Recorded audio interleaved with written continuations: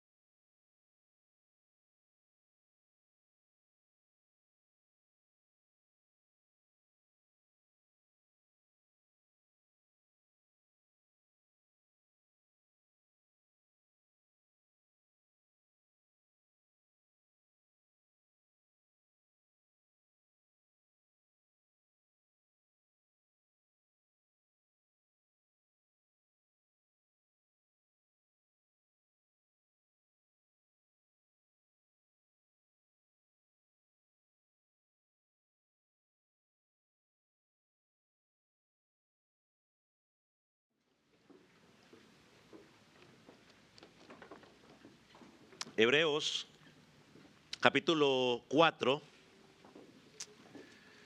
Vamos a leer 3 versículos. Versículo 14, versículo 15 y versículo 16. Puede indicar con un amén cuando lo haya localizado.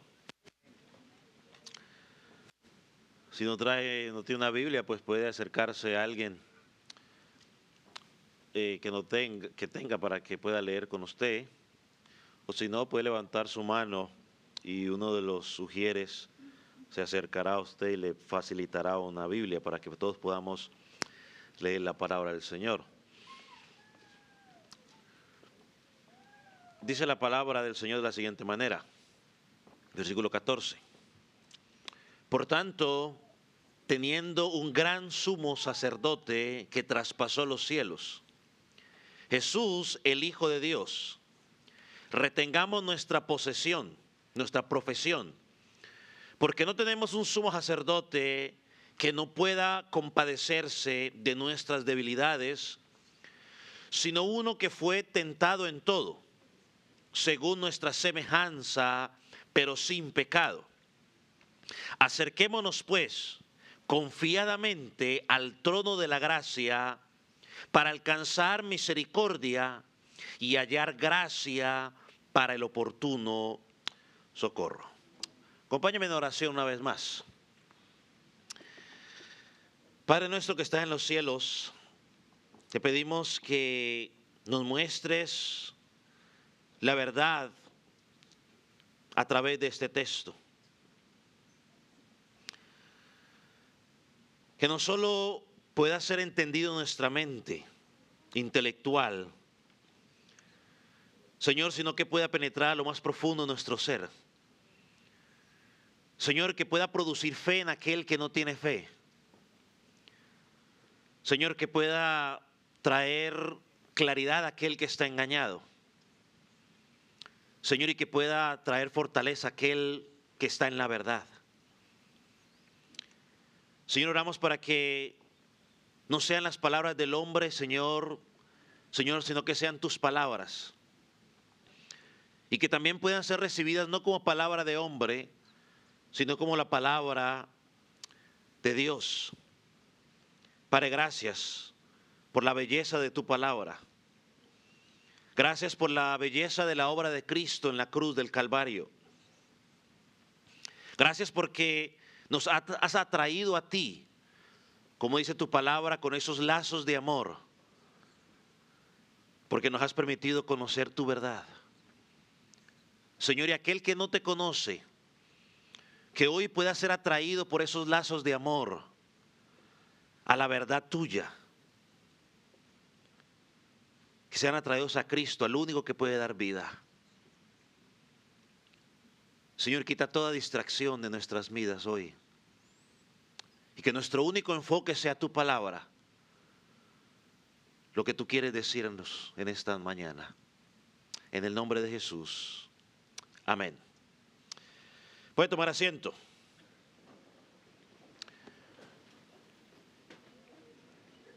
Como ya mencionamos en el estudio de esta epístola, o esta sección que comenzamos a estudiar, desde el versículo 7 del capítulo 3, donde el Espíritu Santo lanza una invitación a aquellos que todavía no han creído. Y también a aquellos que están en la congregación que quizás estaban pensando regresar al judaísmo, porque pensaban que el judaísmo era la mejor opción. Vimos que el Espíritu Santo ilustró a los primeros lectores y a nosotros el día de hoy a través de la experiencia que tuvo el pueblo de Israel en el desierto, donde nunca entraron, algunos de ellos no pudieron entrar a la tierra prometida debido, y enseñamos, a su incredulidad. Así que todos aquellos que no creen en Cristo no van a poder entrar al descanso eterno que Jesucristo o que Dios ofrece a través de la obra de Cristo en la cruz. En el versículo 11 que estudiamos la semana pasada, llamó a los primeros creyentes y nos llama a usted y a mí a no ser como Israel, que en cierta manera salieron del antiguo patrón que vivían en Egipto, pero nunca entraron al descanso debido a su incredulidad. Mire lo que dice el versículo 11, una vez más, mire, lo dice claramente. Dice: procuremos pues entrar en aquel reposo para que ninguno caiga en semejante ejemplo de desobediencia. Una de las cosas que yo creo por la Escritura es que tú y yo, muchos de los personajes de la Escritura no tenían la foto completa. Tú y yo hoy tenemos la foto completa, porque la revelación ya fue completada. Sabemos todo lo que pasó. Así que somos más responsables. Se nos pide más. Él dice: para que ninguno caiga en semejante ejemplo de desobediencia. Que a pesar de que vieron la mano gloriosa de Dios obrando una y otra vez en sus vidas, seguían con el mismo patrón de incredulidad. No creyeron. Entonces, y en cierta manera, lo que hablamos la semana pasada nos presenta el aspecto negativo de la invitación que está dando el autor de Hebreos, que si tú no crees en el Evangelio,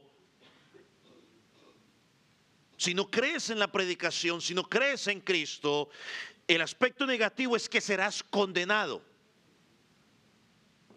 Pasará la eternidad alejado del Cristo que rechazaste aquí en la tierra. Y lo miramos en el versículo 12 y versículo 13. Dos pasajes muy conocidos, pero lo miramos en el contexto de lo que de donde se escribieron. Y el versículo dice que su espada penetra y revela el corazón incrédulo. Es decir, que la misma palabra de Dios va a ser usada en el día del juicio para juzgarte. Lo que tú escuchas de la predicación, que tú rechazas, será lo que Dios va a usar en el día del juicio cuando estés delante de Él para juzgarte. Y mire lo que dice luego el versículo 13: que nadie podrá escapar de la mirada escudriñadora de Dios. Todas las cosas están desnudas delante de Él. Nos podemos esconder de cualquiera. pero no de Cristo.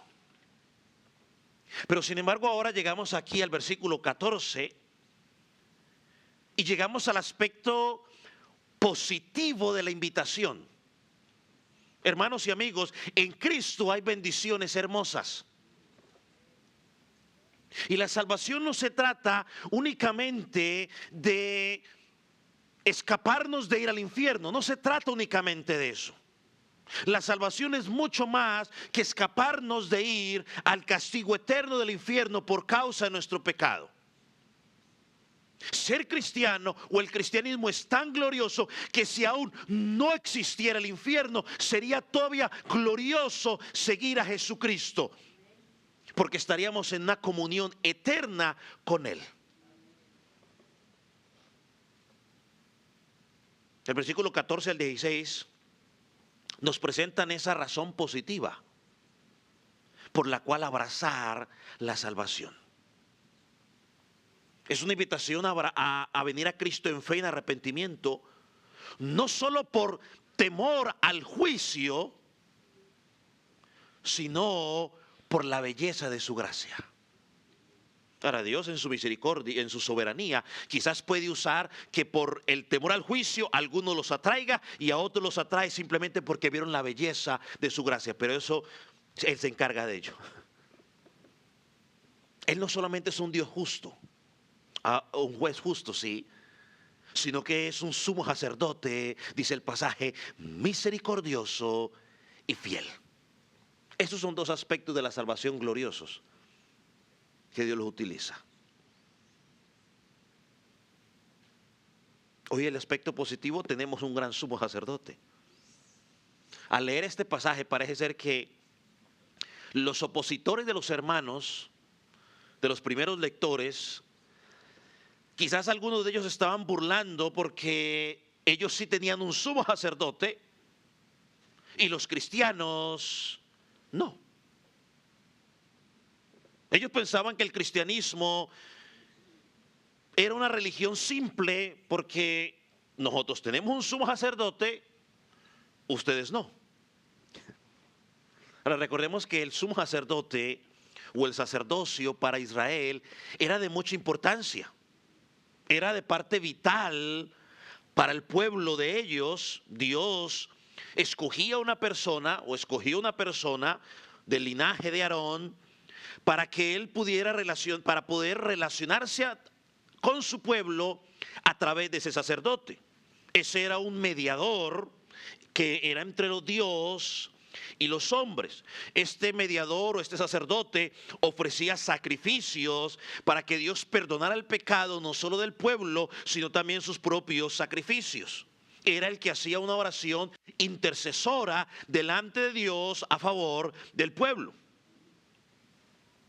Y Dios le enseñó al pueblo de Israel que nadie se podía relacionar con Dios si no fuera a través de un mediador.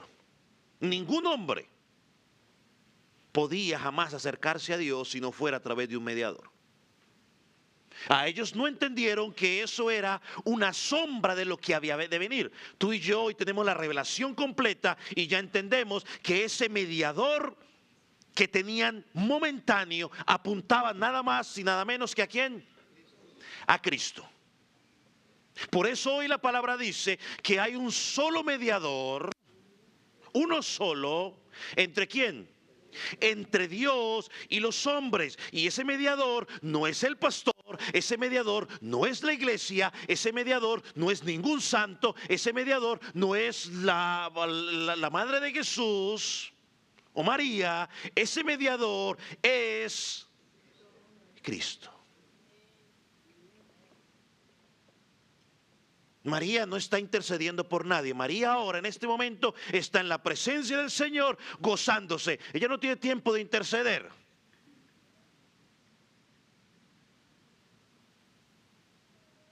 El que intercede por nosotros a la diestra del Padre, dice la Escritura, y lo hemos mirado ya en Hebreos y lo veremos más adelante, es Jesucristo. Él es el que intercede. Él es el mediador. A María la respetamos como la madre del Señor Jesucristo. La respetamos algunos, al menos yo la tengo en muy alta estima por por la labor que ella hizo, pero hasta allí no más. Hizo un papel en la salvación, al igual que lo hizo el apóstol Pablo, el apóstol Pedro, igual como lo hizo Moisés, Noé y todos los demás. Un papel fundamental, y eso es todo. Ni Moisés intercede por mí, ni Abraham intercede por mí, ni Elías intercede por mí, ni María intercede por mí, ni el apóstol Pedro intercede por mí. Jesucristo. Mire cómo comienza el versículo 14. Por tanto, teniendo un gran sumo sacerdote que traspasó los cielos. Vamos a mirar dos cosas en el día de hoy en este pasaje. Primero veremos la afirmación del sacerdocio de Cristo. Y segundo miraremos la exhortación a estos creyentes. Miren lo que dice primeramente. Miremos el sacerdocio afirmado de Cristo. Él dice, por tanto, teniendo. Es decir, es una realidad. Y esto es importante para estos primeros hermanos y aún para nosotros el día de hoy, tenerlo claro en nuestra vida. El creyente, el que está en Cristo, tiene un sumo sacerdote que medía entre él y Dios. Y eso debe llenarnos de gozo. No hemos sido abandonados. Y como hemos dicho, la palabra por lo tanto, es que el autor quiere conectar el argumento que acaba de terminar en el versículo 13 con lo que él va a seguir diciendo ahorita del versículo 14. O sea, quiere conectar las dos cosas. No solo debemos considerar a Jesús como nuestro apóstol, que ya estudiamos en el capítulo 3, sino también como nuestro sumo sacerdote, y ahora él nos va a dar las razones del por qué lo debemos hacer.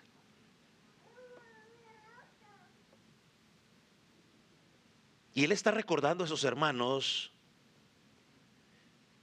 que los creyentes ya no necesitamos un hombre que interceda delante de Dios por nosotros en el sentido de nuestro pecado.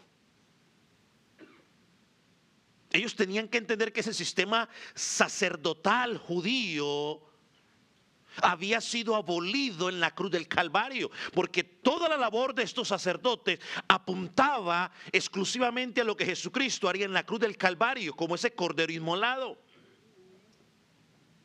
Tenemos un sumo sacerdote. Por lo tanto, ya no necesitamos más hombres sacerdotes para que intercedan delante de nosotros o delante de Dios por nosotros. Tampoco necesitamos un hombre que haga o ofrezca sacrificios por nuestros pecados. No, porque nuestros pecados ya fueron ofrecidos en la cruz del Calvario en Cristo.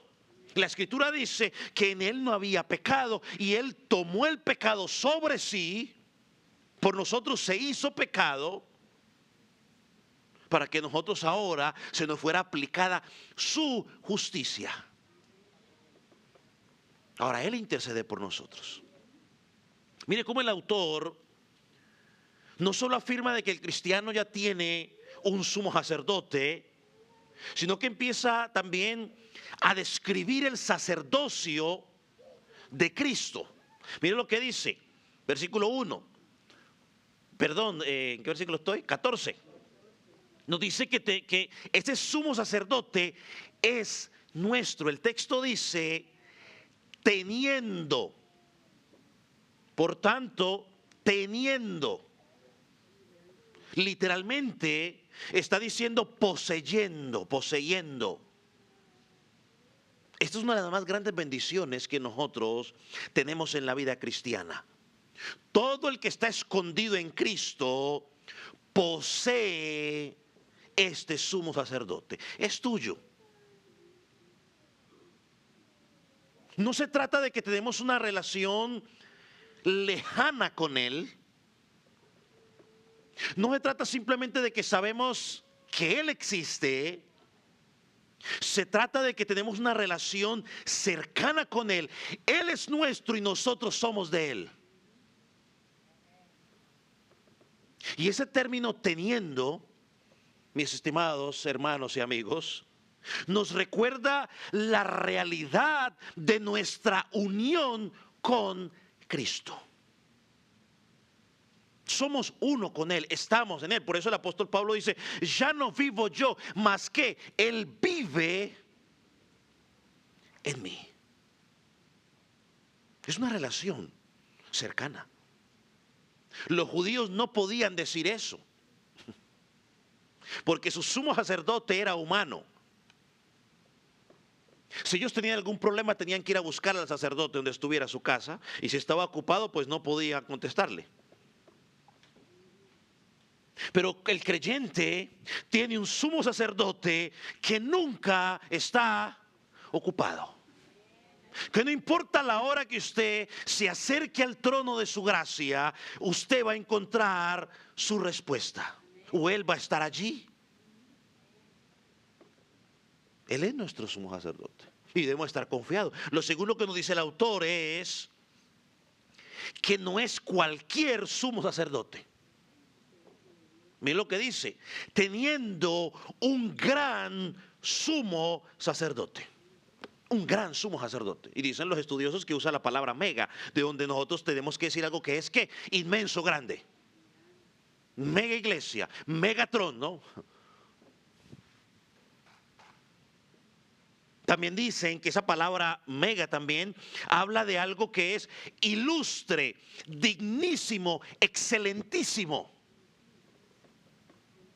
Significa que el sacerdocio de Cristo trasciende infinitamente la dignidad de todos aquellos que antes ejercieron ese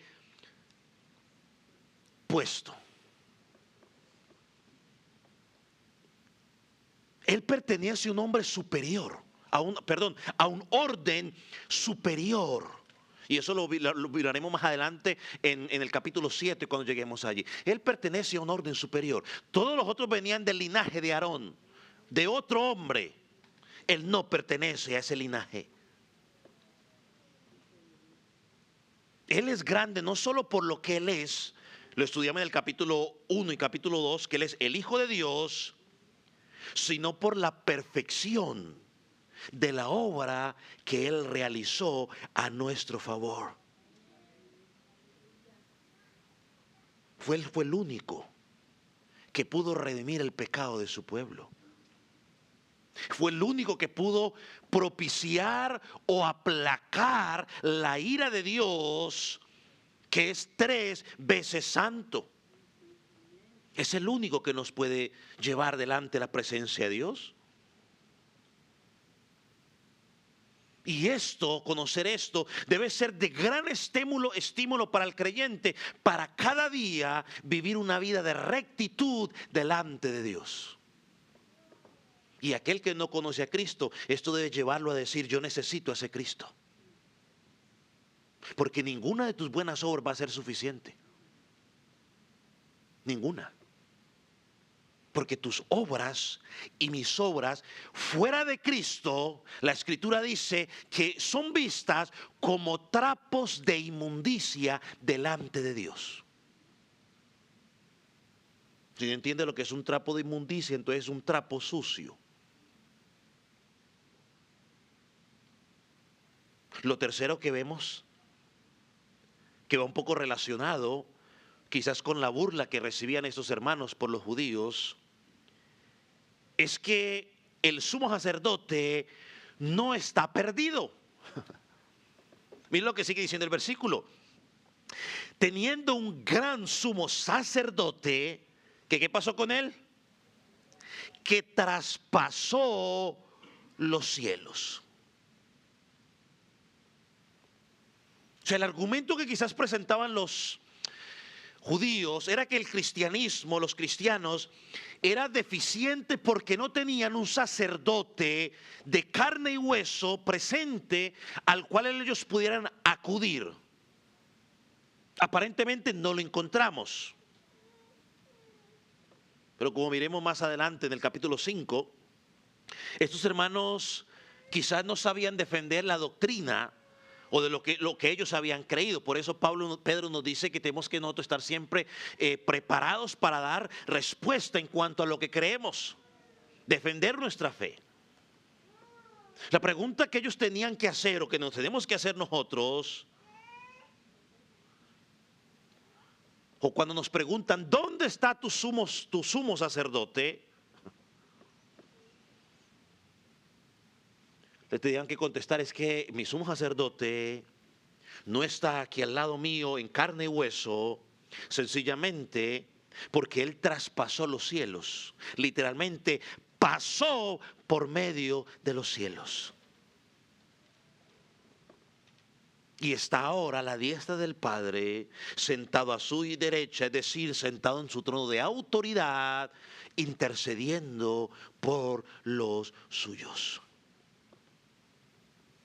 Ahora, esta palabra traspasó es interesante porque es el lenguaje que encontramos en el Antiguo Testamento.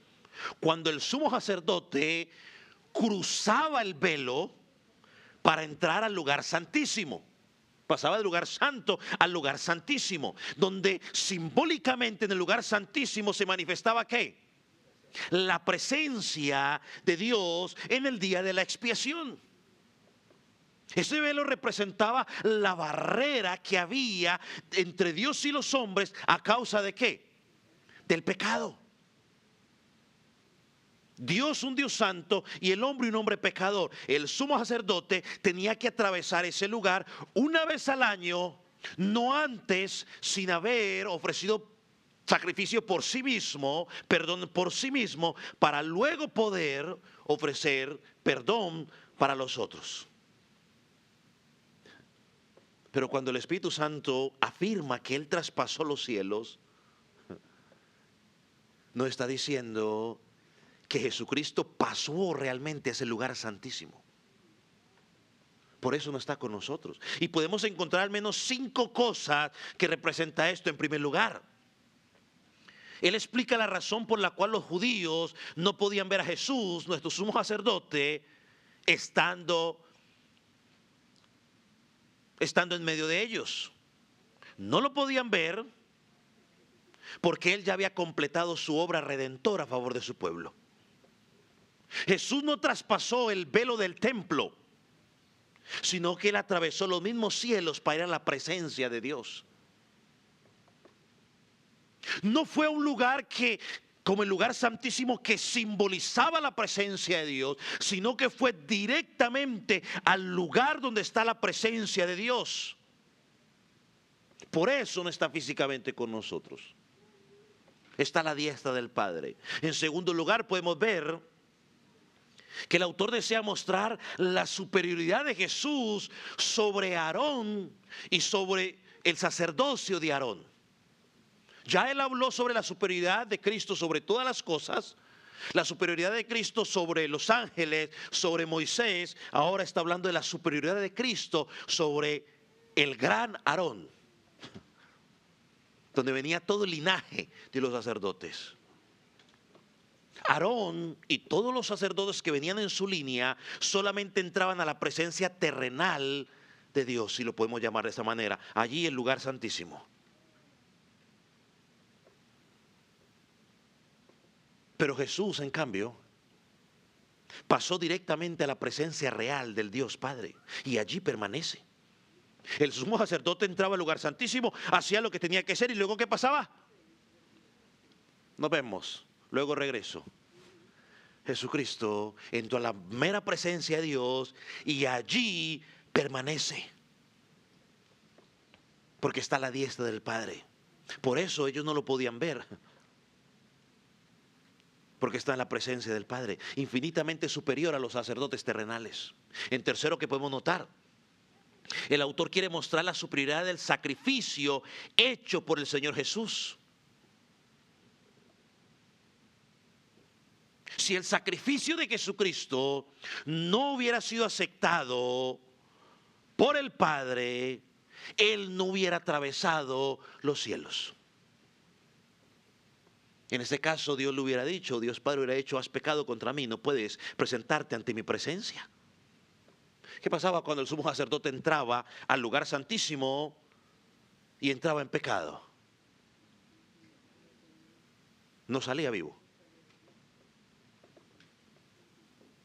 El sacrificio de Jesús fue infinitamente superior al de los sacrificios de Aarón y su linaje, y fue aceptado. Aarón y sus sacerdotes o su linaje tenían que repetir el sacrificio una y otra vez. El sacrificio de Jesucristo, dice la palabra, que fue hecho una sola vez y para siempre. Esa es la superioridad del sacerdocio de Jesucristo. Y su superioridad evidencia que Él era el único perfecto que iba a ser aceptado por el Padre. Entonces, ¿por qué no tenemos ese sumo sacerdote aquí entre nosotros presente? Bueno, el versículo 14 nos da la respuesta. Porque Él está en los cielos, delante de la presencia del Padre. Y está allí perfecta y perpetuamente intercediendo a favor de los suyos. Entonces, la forma en que estos creyentes tenían que contestar las burlas, o la forma en que tú y yo tenemos que contestar las burlas si alguien quiere burlarse de nosotros, porque nosotros no tenemos un sacerdote aquí en la tierra, es que nosotros tenemos que decir, sí, nosotros tenemos nuestro sumo sacerdote, pero está en un mejor lugar intercediendo por nosotros, a la diestra del Padre. ¿Quién es superior? El sacerdote humano que tiene que estar, ofrezca y ofrezca sacrificios día tras día, año tras año, o el sacerdote celestial que tenemos, que ofreció su sacrificio una sola vez y ahora está intercediendo por nosotros. Lo cuarto que miramos en este pasaje: este sacerdote que tenemos no es cualquier hijo, es el Hijo de Dios.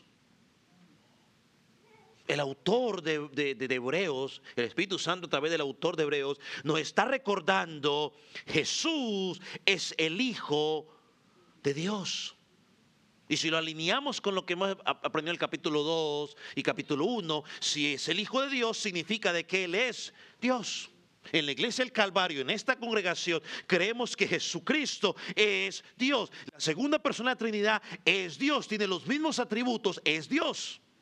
Jesús no es un profeta, Jesús es Dios.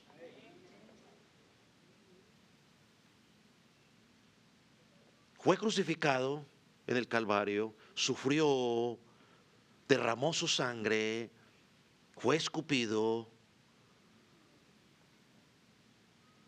y no era cualquier hijo, no era un hijo de Aarón, es decir, un descendiente de Aarón, era el Hijo de Dios. Entonces, por lo tanto, el propósito del autor es dejar claro y recordar a los hermanos la superioridad de Jesucristo sobre todo el sacerdocio judío. En quinto lugar, el autor nos dice que nuestro sumo sacerdote es compasivo. Mira lo que dice el versículo 15. Porque no tenemos un sumo sacerdote que no pueda compadecerse de nuestras debilidades. Nuestro sumo sacerdote ahora está en los cielos. Él ha completado su obra perfecta a favor nuestra en la cruz, está sentado a la diestra del Padre, y sin embargo los cristianos nunca debemos pensar que hemos sido dejados solos. Aunque físicamente no está con nosotros, está más cerca de su pueblo de lo que nosotros nos podemos imaginar. Ningún cristiano puede decir: oh, Dios nos ha dejado solos, oh, Dios nos ha abandonado. Si usted va conmigo a Juan capítulo 14, versículo 16 al 18, encontramos una verdad hermosa que fortalece al creyente.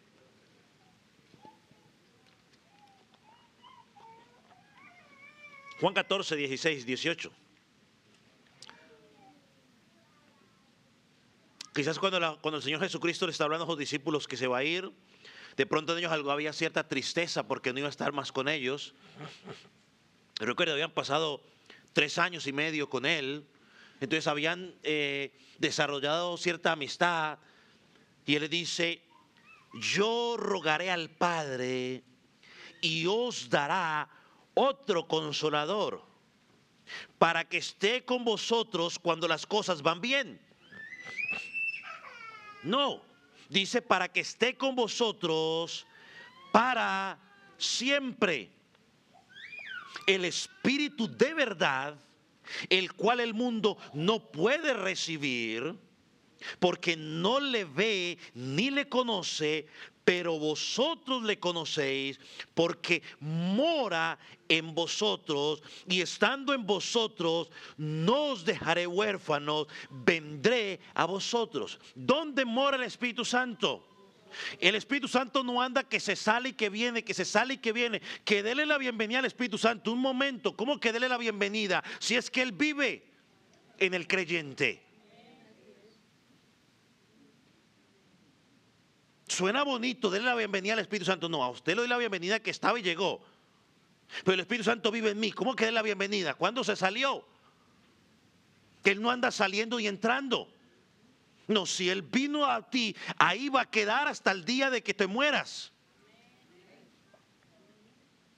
Dice ahí, mora en vosotros. Hizo su morada en nosotros. Jesús está con su pueblo, no físicamente, pero sí a través de su Espíritu Santo. Y en esta congregación también creemos que el Espíritu Santo es Dios. Tiene los mismos atributos de Dios Padre, de Dios Hijo. Los mismos, es Dios. Yo no creo, como enseñan unos, que es la fuerza activa de Dios. No, Señor, eso es una doctrina extraña. El Espíritu Santo no es la fuerza activa de Dios. El Espíritu Santo es Dios.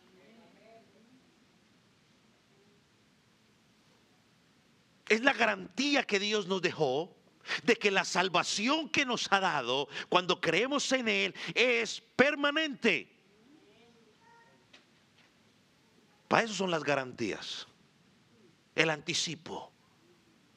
Ni estos hermanos del primer siglo que leyeron esta carta, ni nosotros debemos dudar porque Cristo no está físicamente con nosotros. Él prometió que a su pueblo le iba a dejar el Consolador, y ese es el Espíritu Santo de Dios. En medio de nuestras luchas, en medio de nuestras tentaciones, en medio de nuestras debilidades, el Espíritu de Dios, o Dios, nuestro sumo sacerdote, mora en nosotros a través del Espíritu Santo. Mire que el pasaje dice, porque no tenemos un sumo sacerdote que no pueda compadecerse.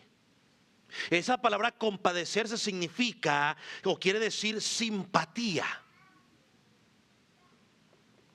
o sentir en sí mismo la misma cosa que la otra persona está sintiendo. El autor le está asegurando a los creyentes que como sumo sacerdote, Él puede identificarse contigo y conmigo en tu debilidad, en tu dolor, en tu flaqueza, en tu duda. O sea, vea que no es cualquier, porque el sacerdote no podía identificarse, porque aunque yo pierda un familiar y usted pierda un familiar, yo no voy a sentir lo mismo que usted siente. Pero aquí nos dice que mi sacerdote, mi sumo sacerdote, él sí puede simpatizar, porque él sí puede sentir lo que tú y yo estamos sintiendo por ese sufrimiento. Por eso el autor enfatiza esta realidad. Él puede compadecerse en nuestra debilidad. Yo no sé cuál sea la debilidad que usted esté pasando, no sé cuál sea el problema que usted esté pasando. El sumo sacerdote en el cual usted ha creído, él puede compadecerse, puede sentir la misma simpatía por usted. Ahora, si tú no estás en Cristo y estás pasando por cualquier situación que estés pasando, lo único que te puedo decir, pues, si estás en Cristo, estás en serios problemas. Porque sin Cristo, lo único que puedes hacer es tomar una medicinita para tratar de opacar los síntomas. El problema va a seguir allí. Pero el que está en Cristo no toma medicinas para opacar los síntomas, tiene la solución para el problema. Y es una paz que sobrepasa todo entendimiento. Es una tranquilidad que aunque el mundo se esté derribando, usted dice, no hay problema, yo estoy en Cristo. Él está intercediendo por mí, Él me puede entender. Aunque el hombre no lo entienda, aunque el pastor no lo entienda, aunque su cónyuge no entienda lo que usted está pasando, tu sumo sacerdote dice, no te preocupes, confía en mí, descansa en mí, porque yo te entiendo lo que estás pasando. Ven a mí. Por eso la palabra nos dice, ve al pastor y él te hará descansar. Ve a tu cónyuge y él te hará descansar. Dice, ven a Cristo y Él te hará descansar. Por eso nosotros estamos como estamos. Porque en lugar de ir a descansar a Cristo, vamos a descansar a otro lugar. El sumo sacerdote que puede compadecerse. Él fue semejante, dice, en todos nosotros, hasta en nuestras tentaciones. Nadie jamás... Nadie, escúchame, nadie. Nadie jamás podrá entender lo que estás pasando mejor que Cristo. Y porque Él fue semejante a ti en todo. Es más, las tentaciones del Señor Jesucristo fueron mucho más difíciles que las tuyas y las mías. Usted preguntará, ¿pero por qué, pastor? Porque las tentaciones de Jesús, como no podía pecar, Él las llevó al límite. Nosotros no llevamos las tentaciones al límite. Nosotros cuando la tentación se va incrementando y cuando la tentación ya está muy complicada, porque no queremos sufrir más, ¿qué hacemos? Cedemos a la tentación. Entonces no experimentamos ese dolor. Yo no voy a lidiar con eso, nada, que cuenten nada. Luego pido perdón y entonces cedemos a la tentación. No, Jesús la llevó al límite. Jesús sufrió el dolor de tener que tener la tentación allí, dele. Nosotros somos como Sansón, nos cansamos de que Dalila esté y por fin le contó.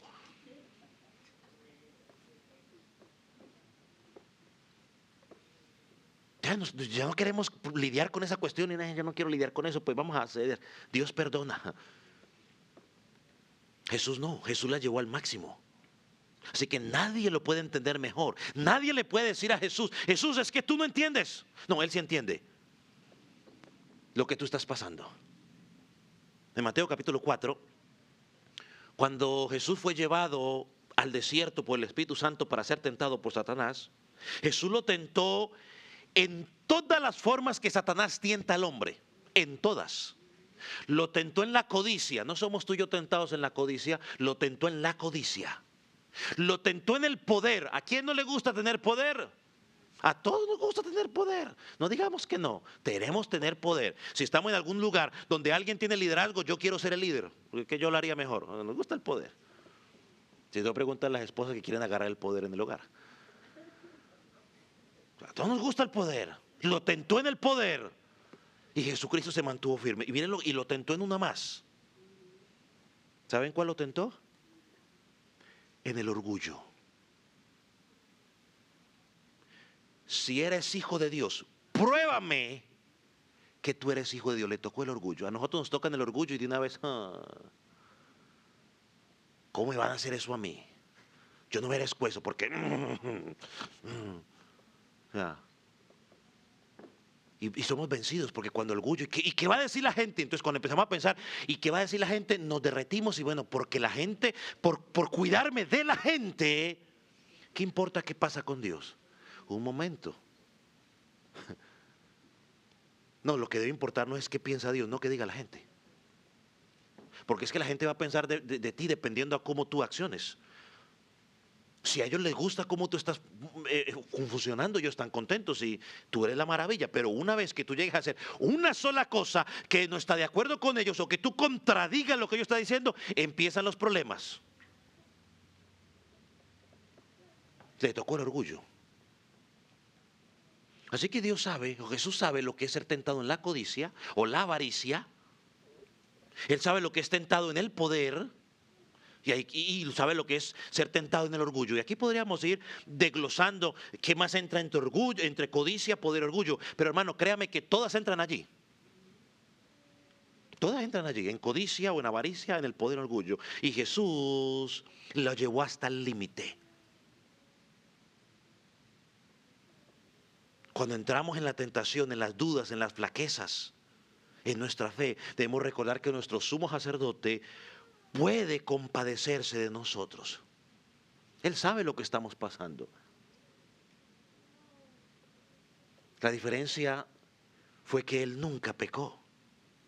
Jesús era verdaderamente humano. No me va a decir ahorita, pastor, lo que pasa es que era Dios. Amén, Él era Dios 100% y era hombre también 100%.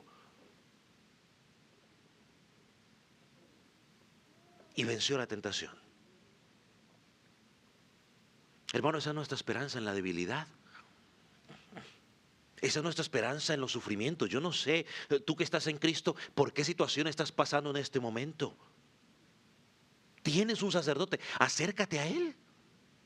Ve a Él, refúgiate en Él. Y no para que te quite el problema, porque quizás no te va a quitar el problema, sino para que te dé paz y tranquilidad. Y como decía alguien, a veces en las oraciones estamos muy preocupados por si Dios nos escucha, que nos olvidamos de a ver si nosotros lo escuchamos a Él. La gente dice, ay, es que llevo no sé cuánto tiempo orando y Dios no me ha escuchado. Se está preocupado y quizás Él no se ha dado cuenta que quizás Dios ya le contestó, pero Él no ha querido escuchar. ¿Por qué? Porque no escucha lo que Él quiere escuchar. Los judíos no podían decir lo mismo de Aarón o del sumo sacerdote que ellos tuvieran en ese momento. ¿Por qué? Porque eran pecadores igual que ellos. En cambio, Cristo era sin pecado. Yo te pregunto, ¿realmente tú crees que Cristo no comprende lo que estás viviendo?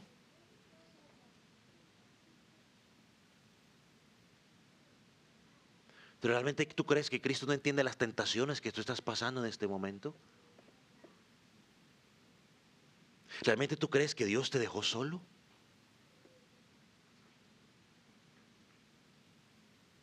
Por supuesto que Él entiende. Y por supuesto que Él no te dejó solo. Él dejó al Consolador.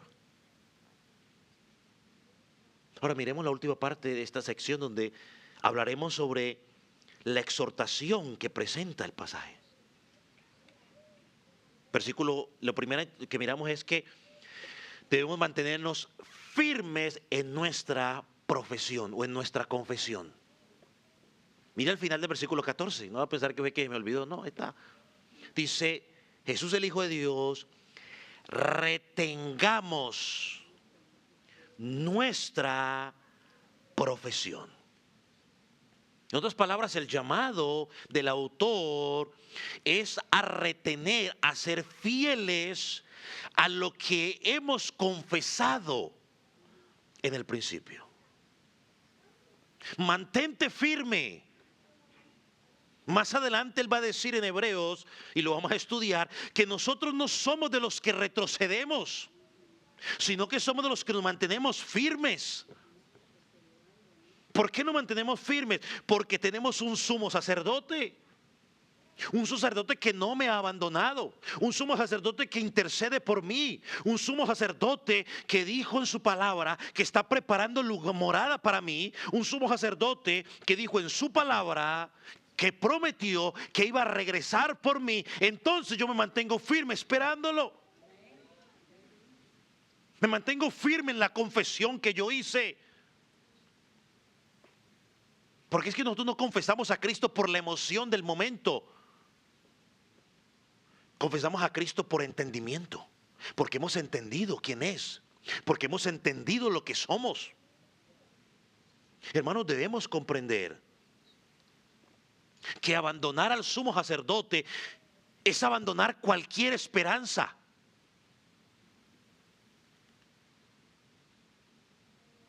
Si tú abandonas a Cristo, no es que me voy de la iglesia y abandono la iglesia, no quiero saber nada de la iglesia, el Calvario. No, tú no estás abandonando la iglesia, el Calvario. Tú estás abandonando a Cristo. Y si abandonas a Cristo, has abandonado cualquier esperanza para tu vida. Y digo que es el Calvario porque es aquí, pero puede ser iglesia, no sé, 3 palos, 4 palos, 5 palos, no sé el nombre que le hayan puesto. Iglesia El Arca o qué sé yo. Si la abandonas a Cristo, abandonas cualquier esperanza para tu vida. Y el autor le dice, mire, en lugar de abandonar a Jesucristo, en lugar de abandonar las verdades que has escuchado semana tras semana, lo que tienes que hacer es aferrarte a la fe que has confesado. Yo soy de los que creo firmemente por la Escritura que un verdadero creyente no puede perderse. ¿Por qué? Porque está guardado en las manos de Cristo. Está en las manos de Cristo. Por eso no puede perderse. Y él mismo dice, nadie los arrebatará de mi mano. La Biblia dice en Romanos 8, no hay condenación para los que están en Cristo. Ahora, si pudiéramos perdernos, la pregunta sería, ¿cuántos pecados necesitamos para perdernos? 1, 2, 3, 10, 11. ¿Cuántos serían? No, bueno, si fuera para perder uno sería suficiente para perdernos. Eso dice Santiago. Cualquiera que violenta uno solo de la ley, uno solo, ¿qué pasa? ¿Los violentó cuántos? Todos. Entonces, si se pierde con un solo pecado. Bueno, entonces la pregunta es, ¿cuántas veces la perdemos al día?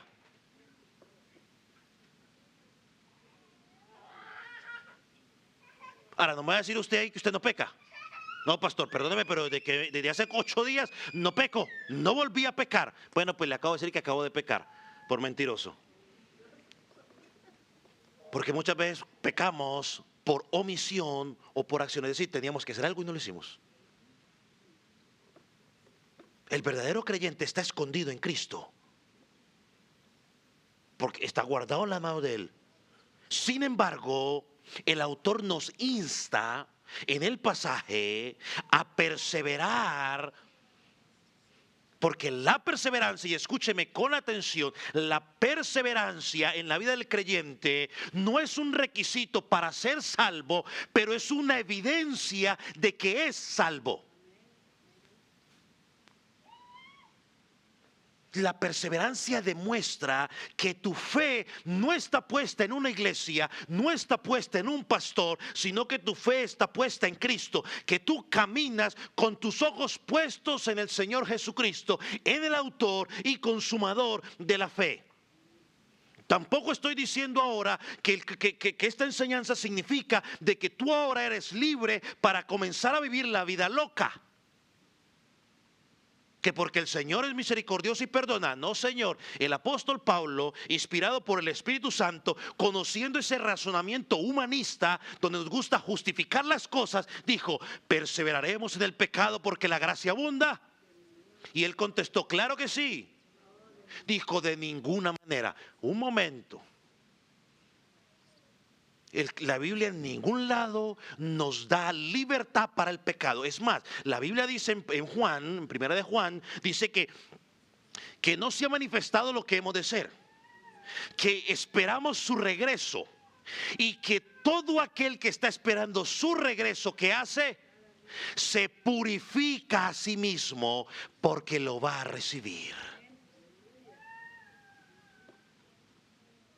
Así que la fe verdadera se evidencia en que perseveramos, llueve, truene o relampaguee.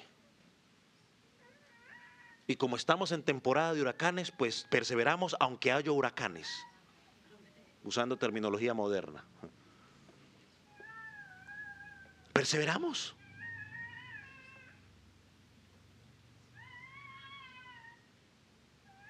Y perseveramos a pesar de todo el sufrimiento, a pesar de las persecuciones, a pesar de las burlas. El creyente verdadero se mantiene firme en su confesión. Yo lo he dicho varias veces desde este púlpito y lo voy a volver a decir una vez más y lo seguiré diciendo. Las aflicciones, las tribulaciones, las riquezas de este mundo prueban verdaderamente a los creyentes. En el tiempo de la pandemia se probó quién verdaderamente era creyente. Muchos que eran simplemente simpatizantes del evangelio dijeron: este es mi día. Y desde ese día no se volvieron a ver. Salió a la luz la que había en sus corazones. Es como la parábola de la semilla, hermano, perdóneme, pero le quiero dar el fundamento bíblico para que no diga que es que no, que es porque usted no. La parábola de la semilla lo enseña claramente. Dice que algunos recibieron su palabra y que aparentaban ser creyentes. Dice, es más, la Biblia dice, no lo digo yo, la Biblia dice que recibieron la palabra que hasta con gozo, alegría, oh, amén, gloria a Dios. Pero dice el pasaje que cuando empezó a llegar la aflicción, es decir, los problemas, voy a definir aflicción, es decir, cuando en las iglesias los empezaron a mirar feo, cuando en las iglesias los empezaron a no saludar, cuando en las iglesias los empezaron a escanear, y así sucesivamente, dice que se fueron. Y su respuesta es: ¿por qué no volvió? Ahí hay mucho problema. Mejor me quedo en mi casa. Cuando viene la persecución, ¿o a poco te hiciste cristiano? Uy, te vi en la iglesia allá. Salieron unas fotos que están en una iglesia. Te vi con la Biblia. ¿A poco te hiciste evangélico? Y entonces, por el miedo al que dirán, dice: no, lo que pasa es que ese día se iba a casar la prima de la prima de la prima de la prima de mi prima. Entonces yo fui. Pero no, que bueno, no. Se regresan atrás. El mismo pasaje sigue diciendo que el afán de este siglo, es decir, que tengo que trabajar, que tengo que esto, no voy a dar ejemplos para que no, pero bueno, empiezan con el afán del mundo, y sacamos la lista, y entonces ¿dónde están? No, estoy ocupado, estoy esto y lo otro. Dios que espere.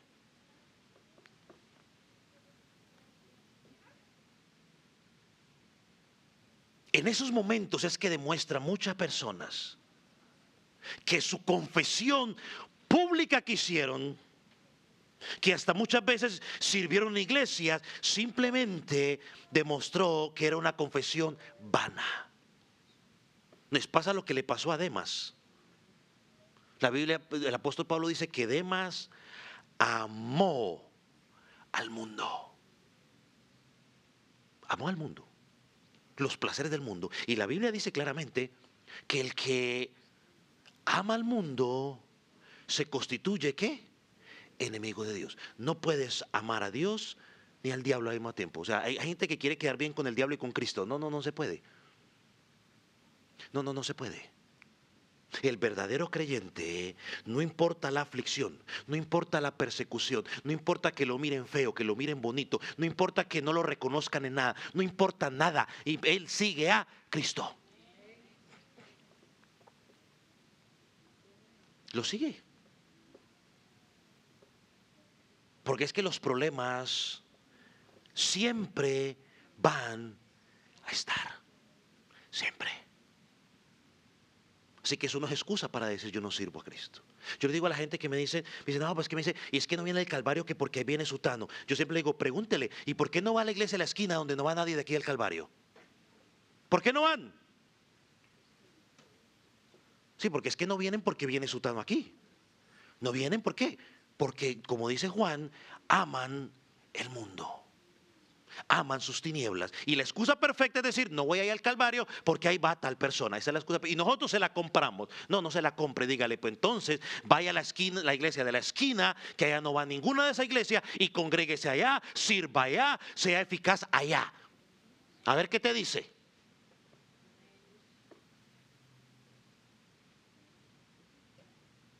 El verdadero permanece.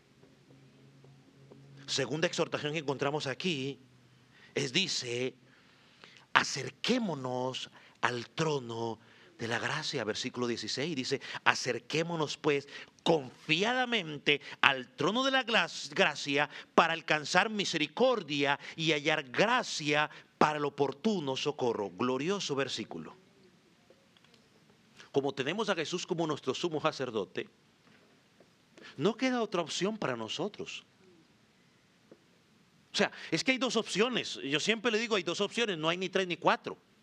O te acercas confiadamente al trono de la gracia que es Cristo, o te acercas al diablo, a su caldera. Porque no hay otra opción. ¿A quién te vas a acercar?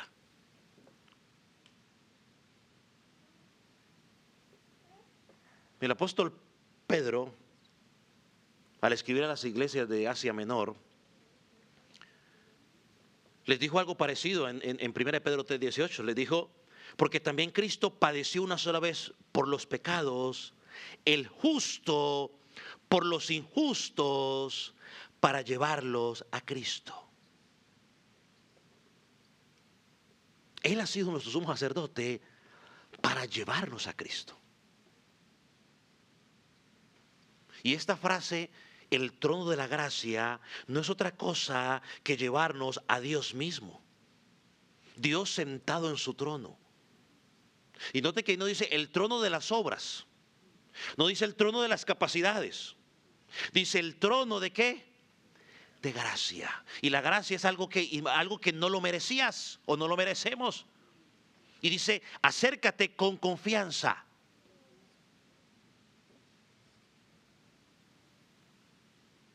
Sabiendo que Él te va a escuchar.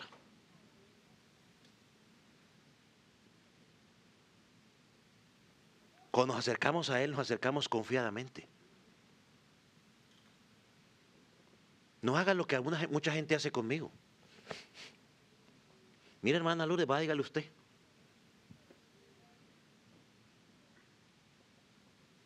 No, usted puede acercarse a Cristo con confianza. Es el trono de la gracia. Note lo que dice. Para alcanzar misericordia y hallar gracia para el oportuno socorro. El creyente siempre necesita la misericordia, siempre necesita la gracia de Dios, especialmente cuando estamos en momentos de aflicción y tribulación. Misericordia es que alguien nos ve en la miseria y nos saca de allí, y gracia es que nos da lo que no merecemos. Ahora, ¿usted sí ve o estamos entendiendo lo que está haciendo el autor de Hebreos aquí? Él está diciendo a una iglesia que está siendo perseguida,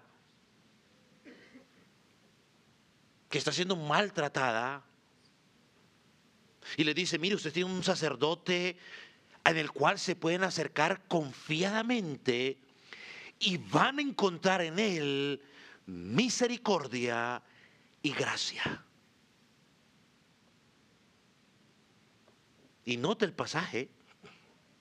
O bueno, antes de decir eso, esta es la importancia por la cual el creyente persiste con los ojos puestos en Cristo. Por eso. Mire, dice, note esto, nosotros alcanzamos misericordia y hallamos gracia. O sea, no la merecíamos, la alcanzamos, la hallamos ¿en quién? En Él. Es el mismo lenguaje que se usa en el Antiguo Testamento. Por ejemplo, de Noé se nos dice que Noé halló gracia delante de los ojos de Dios. Hermanos y amigos, la gracia no se merece. Porque si se mereciera, dejaría de ser gracia. Ni tampoco se llega a merecer. Pórtese bien para ver si Dios así tiene. No. Si fuera así, estaríamos fritos. Es Dios quien otorga su gracia. La Biblia dice en Romanos que Dios muestra su amor en que siendo aún pecadores,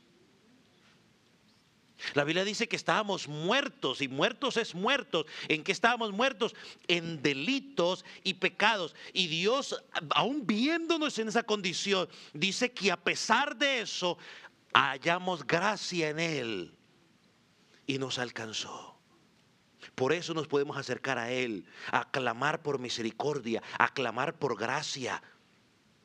Señor, ahora nos diste esa gracia salvadora. Oh Señor, pero estoy en un problema que no sé cómo salir. Ahora más que nunca necesito esa gracia tuya para pasar por este problema. ¿No fue lo que le dijo al apóstol Pablo? Cuando el apóstol Pablo, mire, clamó 3 veces, dice la palabra. Señor, quítame este problema. Y Dios le dijo, mira, Paulito, bástate de mi gracia. Es decir, en medio de la dificultad que tú estás pasando, aférrate a mi gracia. Así que si usted está pasando una situación y es de los que dice que llevo no sé cuántos años y clamo y el Señor nada que me contesta, posiblemente se está diciendo esta mañana, mira, ¿sabes qué? Deja de pedirme por eso, simplemente aférrate a mi gracia. Y yo voy a hacer mi obra en tu vida, aún en medio de esa dificultad que tú estás pasando. Séme fiel allí, porque el que es fiel en lo poco va a ser fiel en lo mucho. Entonces, iglesia, puesto que tenemos un gran sumo sacerdote, uno que se puso en nuestro lugar, uno que ha expiado nuestros pecados, uno que es el Hijo de Dios y por tanto es Dios, uno que se hizo Dios para venir en medio nuestro, uno que fue tentado y se mantuvo firme hasta el final. Por tal razón, tú y yo tenemos que perseverar en la fe, pase lo que pase. Y no solo eso, como dice Efesios capítulo 4, versículo 1, yo debo andar de una manera digna del Evangelio. No para ganarme la salvación, ni para mantener la salvación, sino para evidenciar que realmente soy salvo, que soy su hijo, que soy un embajador de Él. Pero el apóstol Pablo dice que somos cartas abiertas. Hermano, tenemos que ejercitar nuestra fe. Si decimos que creemos en un Cristo que transforma vidas, que cambia vidas, bueno, viva de esa manera, dentro y fuera de la congregación. Dice, acerquémonos confiadamente a Él. Es decir, no confíes en tus propias fuerzas. Confía en Cristo. Confía en tu sumo sacerdote. Clama por misericordia. A ese Padre, a ese Cristo sacerdote que está a la diestra del Padre, intercediendo por mí, intercediendo por ti. Así que es un buen momento para que tú puedas examinar tu vida. En las congregaciones siempre hay 2 tipos de personas: los que realmente son salvos, que están en Cristo, y los que no son salvos. Y dentro de esos que no son salvos están aquellos que creen que son salvos porque saben 4 versículos de memoria y porque vienen, y aquellos que realmente pues escuchan y no creen. Bueno, es un momento para examinar tu vida. ¿Realmente yo soy de los que soy salvo? ¿O yo soy de aquellos que creen que soy salvo porque sé algo de la Biblia, pero en realidad me estoy engañando a mí mismo? Hoy es el día de arrepentimiento. No es mañana, es hoy. De encuentro de salvación en Cristo. Vamos a orar. Hoy tú puedes confiar en Cristo, estimado amigo, para salvación de tu alma. No es en tus fuerzas, es en las fuerzas de Dios.